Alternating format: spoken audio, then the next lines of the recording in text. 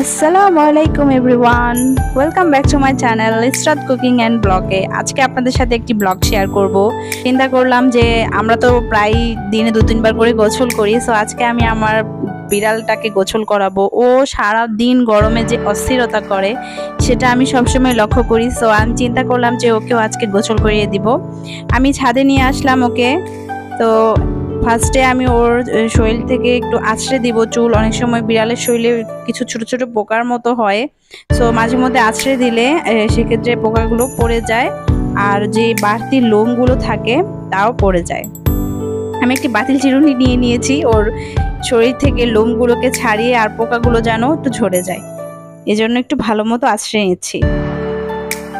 মানুষের তো গরম লাগেই, পাশাপাশি বিড়ালের তো প্রচুর গরম লাগে। আমিও লক্ষ্য করেছি যে ওর শীতের দিনে যেমন শীত লাগে তেমন গরমের দিনে প্রচুর গরম লাগে। দেখুন তাও পানিতে নামতে বাহানা করছে, তো আমি প্রথমে শরীরটাকে একটু ভিজিয়ে দিলাম। এখানে আমি একটি উকুননাশক শ্যাম্পু নিয়েছি, ওই শ্যাম্পুর সাহায্যে আমি ওর শরীর থেকে উকুন ছাড়িয়ে নেব, পরিষ্কার করে নেব।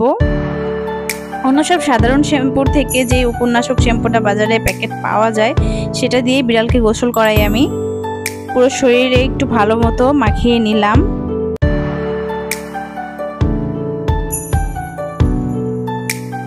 ও গোসল করতেই চায় না, বুঝতে পারি না যে বিড়ালরা কেন পানি এত ভয় পায়। দেখতে পাচ্ছেন যে প্রচুর পরিমাণে ওর শরীরে উকুন হয়েছে।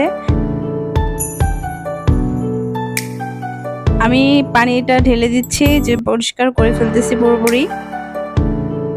কি একটা যুদ্ধ করতে হচ্ছে ওর সাথে, যে গোসল করবেই না ও পানিতে নামবেই না।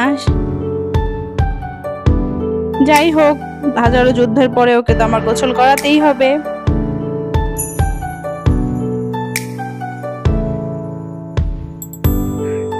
না চাইতেও ওকে আমার গোসল করাতেই হচ্ছে।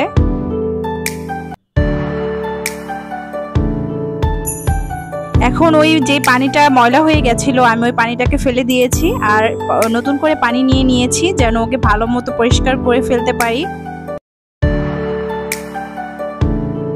এই তো প্রায় গোসল করানো হয়ে গেছে, যে দেখতে পাচ্ছেন যে ওর কি পরিমাণ পোকা ওর শরীরে হয়েছে।